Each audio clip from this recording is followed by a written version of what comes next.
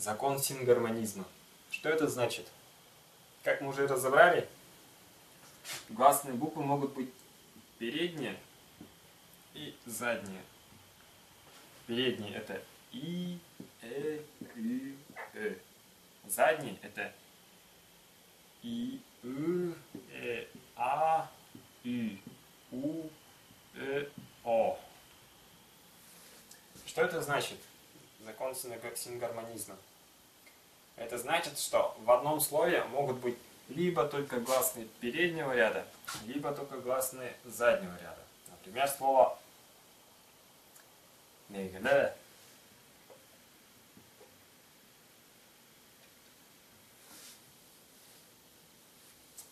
Гласные только переднего ряда.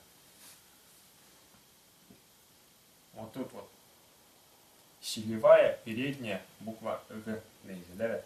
Например, второе слово «экрир». Выздоравливать. Экрир. Вот здесь вот наша вот эта вот фонема. Экрир. Выздоравливать. Все гласные переднего ряда. И, И. Еще слово, например, амадрал. Жизнь, существование. Все гласные заднего ряда.